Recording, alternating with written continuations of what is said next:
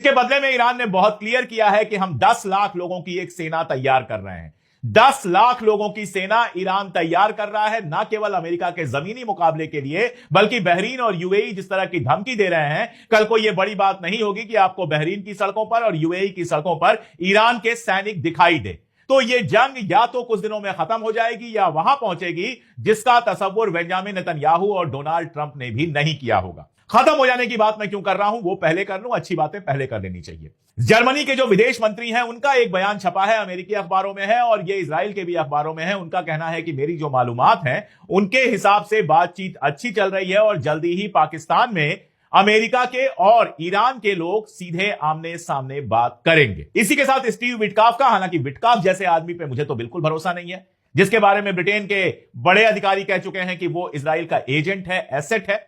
लेकिन विटकॉफ का भी कहना है बातचीत चल रही है। इन सबके बीच आपने देखा कल ट्रंप का बयान आया कि 10 दिनों के लिए टाल दिया गया है ईरान के पावर सेक्टर पर हमला, क्योंकि बातचीत अच्छी चल रही है। उसने कहा ईरान ने हमसे इजाजत मांगी, ईरान ने हमसे बहुत रिक्वेस्ट किया। अब ईरान रिक्वेस्ट क्या कर रहा है वो तो साफ दिखाई दे रहा है। रोज उसकी रिक्वेस्ट मिसाइलों पर बैठकर जा रही है और तेल अवीव के अंदर हाहाकार मचा रही है, तबाही मचा रही है। लेकिन ठीक है, ट्रंप क्या बोलेगा, ये तो नहीं बोल सकता कि मैंने ईरान से रिक्वेस्ट किया था।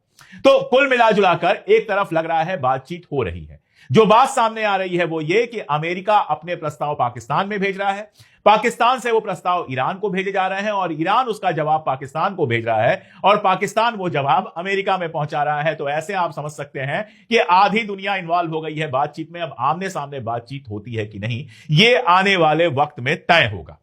जहां तक लड़ाई का सवाल है, लड़ाई आगे कहां तक जा सकती है उसके बारे में कुछ भी कहना मुश्किल है। आगे बढ़ने से पहले एक बात, आप जानते हैं कि हमने स्टैंड विद ईरान की टी शर्ट लॉन्च की थी और इस टी शर्ट से जो भी हमारी आमदनी हुई, कल हम पहुंचे ईरान के कल्चरल हाउस, उस आमदनी से हमने दवाइयां खरीदी थी ईरान के लोगों के लिए, वो हमने कल्चरल हाउस में गिफ्ट की। हम अपनी तरफ से जो कुछ कर सकते हैं ईरान की महान जनता के लिए वो लगातार करते रहेंगे, लेकिन यह सब मुमकिन होता है सिर्फ और सिर्फ आप लोगों के सहयोग से। तो ये जो डब्बा दवाइयों का हमने दिया है, हाथ जरूर हमारे थे, लेकिन दिल, दिमाग और रूह आप सबकी भी थी। गंभीर बातों पर चले उसके पहले एक छोटी सी बात यह कि ईरान ने जितने मजे लिए हैं इस बार, हमेशा यह होता था कि ईरान नाम सुनते ही लोगों के दिमाग में क्या आता था कि मुल्ला मौलानाओं की फौज है वहां पर, पढ़ाई लिखाई जीरो है, औरतें घर के अंदर रहती हैं, इस तरह की इमेज बनाई गई थी। आज दुनिया को पता है कि दुनिया में जिन मुल्कों का आईक्यू सबसे ज्यादा है उनमें ईरान शामिल है। ईरान की लड़कियां, ईरान की औरतें मिसाइलें बना रही हैं, कॉलेजों में पढ़ा रही हैं, यूनिवर्सिटीज में पढ़ा रही हैं और वहां ऐसी टेक्निक डेवलप हुई है पिछले 20-25 सालों में, जब सैंक्शन लगा हुआ था, कि जो नई नई मिसाइलें चल रही हैं उनका जवाब ना अमेरिका के पास है ना इजराइल के पास है। और इसके साथ साथ सोशल मीडिया पर भी इस बार ईरान ने बहुत कायदे से काम किया है, जिसकी वजह से सारी दुनिया में ईरान के पक्ष में परसेप्शन बना है। आज सुबह एक वीडियो ट्विटर पर वायरल था, वो मैं आपको दिखा देता हूं। इसमें एक सैनिक का वीडियो है और ये एआई नहीं है, ये ओरिजिनल वीडियो है। एआई तो मैं नहीं दिखा सकता यूट्यूब की पॉलिसी की वजह से, लेकिन ये जो ओरिजिनल वीडियो है उसमें वो आराम से अपना वीडियो, सेल्फी स्टिक से अपना वीडियो बना रहा है, अनार का जूस पी रहा है और पीछे उसके बैकग्राउंड में मिसाइल जा रही है, वो मुस्कुरा रहा है।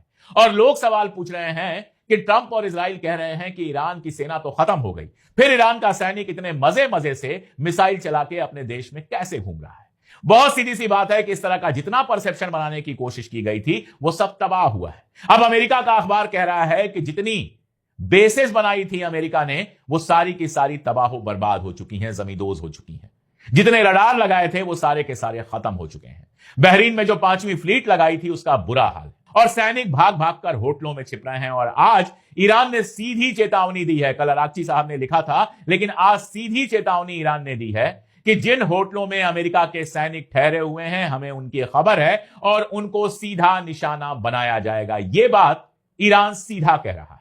भाई जाहिर है, यूरोप में जब होटल में आप जाते हैं तो बाकायदा आपकी सिक्योरिटी होती है कि आप ठहरने लायक हैं कि नहीं हैं। तो मिडिल ईस्ट में भी होटलों को सिक्योरिटी करनी चाहिए कि हमारे होटलों में ठहरने वाले कहीं बेसिस से भागे हुए अमेरिका के सैनिक तो नहीं हैं, और अगर अमेरिका के सैनिक हैं तो उनको अलाउ नहीं करना चाहिए। अलाउ करेंगे तो ईरान उन पर हमला करेगा, ये ईरान ने कहा है। एक दूसरी खबर जो राइटर्स में छपी है और बेहद इंपॉर्टेंट है, उसको भी समझना चाहिए। राइटर्स का यह कहना है कि जब तक खामनेई साहब रहे तब तक उन्होंने एटम बम नहीं बनाने दिया। अब कल यह खुलासा हुआ था कि ईरान के पास जो 60% से ज्यादा एनरिच्ड यूरेनियम है वो इतना है कि 10-15 एटॉमिक बम वो कभी भी बना सकता है। राइटर्स ये कह रहा है कि अब आईआरजीसी के जो लोग लीडरशिप में हैं, उनका कहना है कि हमको एटॉमिक बम बना लेना चाहिए। ऐसे बम को डर्टी बम कहते हैं, जो पूरे नियम कानून के हिसाब से नहीं बनता है, तो वो बम बना लेना चाहिए। और यकीन जानिए, मुझे भी ऐसा लगता है कि अगर ये लोग प्रेशर ज्यादा बढ़ाएंगे तो कोई बड़ी बात नहीं है कि ईरान में वो लोग कामयाब हो जाएं जो शुरू से चाहते हैं कि ईरान के पास एटम बम हो। और आज अगर ईरान के पास एटम बम होता तो ये हिम्मत, ये हिमाकत ना अमेरिका कर पाता, ना इजराइल कर पाता। और आज ईरान में ऐसे लोग जब कह रहे होंगे तो उनकी बात सुनी जा रही होगी। ये पक्के तौर की बात जानिए। तो मैं ये नहीं कह रहा कि राइटर्स जो खबर छाप रहा है वो पूरी तरह से सही है। मैं जानता हूं राइटर्स हो, वॉशिंगटन पोस्ट हो, WSJ हो, वॉल स्ट्रीट जर्नल हो, न्यूयॉर्क टाइम्स हो, मैं इनकी खबरों को पिंच ऑफ सॉल्ट के साथ लेता हूं, पूरी तरह से सही नहीं मानता हूं। लेकिन यह संभावना हो सकती है कि ईरान के अंदर यह बहस तेज हो गई हो कि एटॉमिक बम अब हमको जल्दी से जल्दी बना लेना चाहिए, खासतौर पे तब जब ट्रंप लगातार एक्स्ट्रा सैनिक वहां पर बुला रहा है और ईरान के अंदर घुसने की प्लानिंग हो रही है। अब आप एक और खबर देखिए। राइटर्स एक्सक्लूसिव करके खबर छापता है कि चाइना जो है वो अपनी चिप टेक्नोलॉजी ईरान को दे रहा है। ऐसे ही कभी खबर आती है कि रशिया अपने ड्रोन ईरान को दे रहा है। खबर तो यह भी देखनी चाहिए कि एक जमाने में, अभी ज्यादा दिन नहीं हुए, जब ईरान ने रशिया को ड्रोन अवेलेबल कराए थे, तो जो दोस्त मुल्क होते हैं वो एक दूसरे को टेक्नोलॉजी और हथियार और बाकी सारी चीजें अवेलेबल कराते हैं। लेकिन ऐसे दिखाया जा रहा है जैसे चाइना ने कोई बहुत बड़ा गुनाह कर दिया हो ईरान को चिप देकर, या फिर ऐसे दिखाया जा रहा है कि ईरान के पास तो अपना कुछ है ही नहीं, जो मिला है चाइना से मिला है या रशिया से मिला है। अब मुझे कुछ बात कर लेने दीजिए। इजराइल के पास क्या है? इजराइल को जो हथियार मिले हैं वो कहां से मिले हैं? इजराइल जो बंकर बम लेकर जाता है और नसरुल्लाह साहब को शहीद कर देता है, वो बंकर बम कहां से आया था? इजराइल जिन बमों से गजा में बच्चों औरतों को मारता है, वो बम कहां से आए थे? इजराइल का आयरन डोम जिसके ऊपर वो इतराता है, वो कहां से आया था? जो थार्ड और पैट्रियट मिसाइल इजराइल में लगी हुई हैं, जो ईरानी मिसाइलों का मुकाबला करती हैं, इंटरसेप्ट करती हैं, वो कहां से आया था? सब कुछ तो अमेरिका से आया था। पैसा अमेरिका से आता है, हथियार अमेरिका से आता है, जर्मनी से हथियार आता है, ब्रिटेन से हथियार आता है, यहां तक कि इंटेलिजेंस में भी ये सारे के सारे मदद करते हैं। तो इजराइल को जब पूरा पश्चिम, अमेरिका, कनाडा सब मिलकर मदद करते हैं, टेक्नोलॉजी देते हैं, पैसा देते हैं, हथियार देते हैं, तो इसमें किसी को कोई आश्चर्य नहीं होता। लेकिन अगर ईरान की कोई मदद कर रहा है तो उसको ऐसा बड़ा शगुफा बनाया जाता है जैसे कोई बहुत बड़ी खबर हो। अगर आपके लिए इजराइल का वहां होना बहुत जरूरी है ताकि तेल की लूट आप चला सकें, ताकि मिडिल ईस्टर्न कंट्रीज में आप सिविल वॉर करा सकें, ताकि आप कहीं भी तबाही करवा सकें, तो रशिया और चाइना के लिए भी जरूरी है ईरान का होना, ताकि दुनिया में एक बैलेंस बना रहे। तो अगर रशिया और चाइना ईरान की मदद कर रहे हैं और दोनों कह चुके हैं कि ईरान हमारा दोस्त है, तो इसमें इतना आश्चर्य करने की जरूरत क्या है? इसमें इतना ज्यादा शगुफा फैलाने की जरूरत क्या है? इसी को मैं कहता हूं कि इंटरनेशनल गोदी मीडिया हमेशा खबरों को ऐसे पेश करता है जिससे लगता है कि जो अमेरिका के साथ है वो तो सही है, लेकिन जो अमेरिका के साथ नहीं है वो गलत है। इसीलिए मैं बार बार कहता हूं कि अमेरिका वगैरह के अखबारों को बहुत गौर से पढ़ना चाहिए। लेकिन इन अखबारों में भी और इजराइल के अखबारों में भी एक खबर अब छपने लगी है। कल आपको पता है, सुबह के वीडियो में बहुत डिटेल मैंने बताया था कि वहां के जनरल जो हैं, उन्होंने मीटिंग में यह बात कह दी कि इजराइल के सैनिक बुरी तरह से थक गए हैं, रिजर्व में जो सैनिक होते हैं वो लड़ने को तैयार नहीं है, वगैरह वगैरह वगैरह। और इसके बाद वहां विपक्ष के नेता यावर लैपिड का बयान आता है और लोगों का बयान आता है। एक एक्स प्राइम मिनिस्टर का बयान आता है जो कहता है हम गजा में भी जंग हारे थे और हम ईरान में भी जंग हार रहे हैं और बेंजामिन नेतन्याहू की वजह से इजराइल की तबाही हो रही है। इजराइल जो एक साथ खड़ा दिखाई देता था, इजराइल जिसके बारे में लगता था कि यहां की सारी जनता नेतन्याहू के पीछे खड़ी है, वहां फ्रिक्शंस और फ्रैक्चर्स दिखने शुरू हो गए हैं। इस बात को इंटरनेशनल मीडिया भी नहीं छुपा पा रहा है। और देखिए, इजराइल जरा सा मुल्क है, इसके लिए झेलना बहुत मुश्किल काम है। यह बात मैं लगातार कह रहा हूं। पिछले जितने दिनों से जंग चल रही है, इजराइल के लोग थक रहे हैं लगातार बंकर्स में जाकर। कभी कहीं बम गिर रहा है, कभी कहीं रॉकेट गिर रहा है, कभी कहीं मिसाइल गिर रहा है, उधर से हिजबुल्ला मिसाइल मार रहा है, नॉर्थ इजराइल के लोग अलग नाराज बैठे हुए हैं। नेतन्याहू कह रहा है वहीं रहो, लेकिन सुरक्षा कोई नहीं है। आपने देखा कि कैसे वहां का मेयर, किर्यात सोमोना का मेयर मीटिंग में चिल्ला रहा है। एक और नॉर्थ का मेयर रो रहा था कि अगर यही हालात रहे तो महीने भर लड़ाई चली तो 10 लोग भी आपको नॉर्थ इजराइल में दिखाई नहीं देंगे। तो वो टकराव और दूरी इजराइल समाज के अंदर बढ़ रही है। लोग ये सवाल पूछ रहे हैं कि नेतन्याहू ने हमें कहां फंसा दिया। काश ये सवाल तब पूछा गया होता जब उन लोगों को यह मालूम था कि गजा में बच्चों और औरतों को मारा जा रहा है, तब तो वो पार्टियां कर रहे थे। अब जब उनके ऊपर चीजें आई हैं, तब उनको दर्द हो रहा है। जब ईरान में 165 बच्चियां मारी गई, इजराइल में कोई विरोध करने आगे नहीं आया। अब जब इजराइल पर लगातार मार पड़ रही है तो उनको बहुत परेशानी हो रही है, और मार सिर्फ नहीं पड़ रही है। एक अनुमान यह बताता है कि इजराइल को रोज 1 बिलियन शक्ल, जो वहां की करेंसी है, 1 बिलियन शक्ल का नुकसान हो रहा है।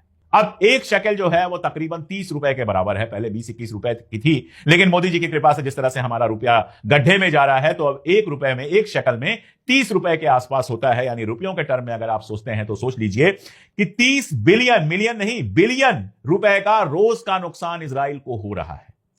और इजराइल की इकॉनमी लगातार बर्बादी की तरफ जा रही है। यह सब कुछ मिलाकर इजराइल के अंदर इस सवाल को पैदा कर रहा है, और यह सवाल पूछा जा रहा है कि क्या नेतन्याहू ने इजराइल के वजूद को खतरे में डाल दिया है। ईरान को तबाह और बर्बाद करने की पूरी प्लानिंग थी। आज हालत क्या है? आज हालत यह है कि यूक्रेन का राष्ट्रपति मिडिल ईस्ट में शान से जा रहा है, सऊदी अरबिया के एमबीएस के साथ मीटिंग कर रहा है। मीटिंग क्यों हो रही है उस बात को आप समझिए। मीटिंग इसलिए हो रही है कि अमेरिका ने यह कहा है कि जो हथियार और पैसे यूक्रेन को दिए जाने थे वो अब हम मिडिल ईस्ट में शिफ्ट कर रहे हैं। जो पैसे यूरोप ने इकट्ठा करके दिए थे अमेरिका को कि हथियार और बाकी सारी चीजें पहुंचाई जाएं यूक्रेन में, वो पैसे अब कह रहा है अमेरिका कि हम मिडिल ईस्ट में इस्तेमाल करेंगे। आप सोचिए पैसों की क्या हालत है इनकी, कैसे इनकी इकॉनमी बर्बाद हो रही है ईरान के चक्कर में।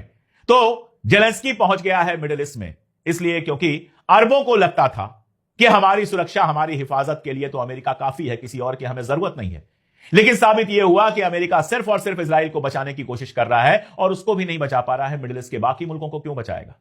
तो जेलेंस्की से कहा जा रहा है कि एंटी ड्रोन टेक्नोलॉजी हमको दो। जेलेंस्की बड़े शान से पहुंचता है और कहता है कि हम आपको एंटी ड्रोन टेक्नोलॉजी देंगे, लेकिन मुफ्त में इस दुनिया में कुछ नहीं मिलता। अगर वो एंटी ड्रोन टेक्नोलॉजी देगा तो बदले में रशिया के खिलाफ जंग की फंडिंग करनी पड़ेगी सऊदी अरबिया और मिडिल ईस्ट के मुल्कों को। तो इनके पैसे जो अमेरिका की तरफ जा रहे थे, अब वो पैसे जाएंगे यूक्रेन की तरफ। और जैसे ही यूक्रेन के साथ ये खड़े हुए, रशिया और चाइना को इन्होंने अपना दुश्मन बना लिया। और उधर अमेरिका के पास पैसे नहीं पहुंचेंगे, वो यूक्रेन जाएंगे, तो अमेरिका भी इनको लाइन पर लेगा। सऊदी अरबिया की यह हालत है कि नियान जो उनकी परियोजना है उससे लगातार पैसे निकाले जा रहे हैं। वो ऐसा लगता है पूरी ही नहीं होगी। सिंगापुर का एक प्रोजेक्ट था, उसको बंद करा दिया गया, जबकि 30% पूरा हुआ था। तो जिस ईरान को केक वॉक समझा गया था, इनको लगा था कि ईरानी कहवा है, आराम से हाथ में लेंगे और पी जाएंगे, 4 दिन में जंग जीत जाएंगे, 48 घंटे में जंग जीत जाएंगे और वहां झंडा फहराकर वहां के तेल पर कब्जा करके मालामाल हो जाएंगे। उस ईरान ने यह हाल किया है कि अभी महीना पूरा नहीं हुआ, इजराइल की हालत खराब है, माली हालत खराब है, आर्मी लड़ने से मना कर रही है, अमेरिका की माली हालत खराब हो रही है, बाजार डूब रहे हैं, और मिडिल ईस्टर्न जो कंट्रीज हैं, सऊदी अरबिया वगैरह, वो यूक्रेन से इल्तजा कर रही हैं कि हमें बचाने के लिए एंटी ड्रोन टेक्नोलॉजी दो। बड़ी उम्मीद थी इनको कि कुर्दिश लोग हमला कर देंगे, ये हो जाएगा, वो हो जाएगा। अभी हाल में खबर आई है कि रूबियो के कुर्दिश से फिर बात हुई है, लेकिन कुर्दिश सेना फिलहाल कोई हस्तक्षेप करते हुए नहीं दिख रही, और टर्की जिसका सहारा था वो भी ईरान के खिलाफ खड़ा होता हुआ नहीं दिख रहा। ले देके रह गया अजरबैजान, जिसने 12 रोजा जंग में मदद की थी, अपना इलाका दिया था ईरान के ऊपर अटैक करने की। अगर अजरबैजान इस बार भी बदमाशी करेगा तो जाहिर तौर पर ईरान खामोश नहीं रहेगा, वहां से भी हमले होंगे और रशिया से भी हमले हो सकते हैं। तो हकीकत यह है कि ट्रंप और नेतन्याहू अब इस जंग में इतनी बुरी तरह से फंस गए हैं कि निकलना भी आसान काम नहीं है। अगर आर्मी आती है, ईरान की जमीन पर कदम रखती है, तो वो लड़ाई होगी जो ट्रंप अपनी सारी जिंदगी याद रखेंगे। और सिर्फ ट्रंप नहीं, ट्रंप के अगल बगल जो गधे बैठे हैं वो भी जिंदगी भर याद रखेंगे। किसी एक इलाके पर कुछ दिनों के लिए कब्जा हो जाना एक बात है, लेकिन सेना का गाजर मूली की तरह कटना और लगातार कटते चला जाना दूसरी बात है। ईरान के टेरेन में क्या हाल होगा अमेरिका के सैनिकों का, यह अफगानिस्तान जैसे एग्जाम्पल से हम अच्छी तरह से जानते हैं। इसलिए बेहतर तो यही होगा कि बातचीत करके मामला सुलझे, बेहतर यही होगा ईरान की शर्तें मानी जाएं और जंग को खत्म किया जाए। और बदतर वो होगा जिसकी बात बाकी लोग कर रहे हैं, बदतर होगा कि इस जंग को लगातार खींचा जाए। न केवल अमेरिका इजराइल बर्बाद होंगे, बल्कि सारी दुनिया में तबाही और बर्बादी आएगी। ईरान ने यह दिखा दिया कि आपने जो समझा था उससे बहुत बहुत ज्यादा मजबूत है ईरान। फिलहाल ये हालात हैं, आगे जैसे जैसे जो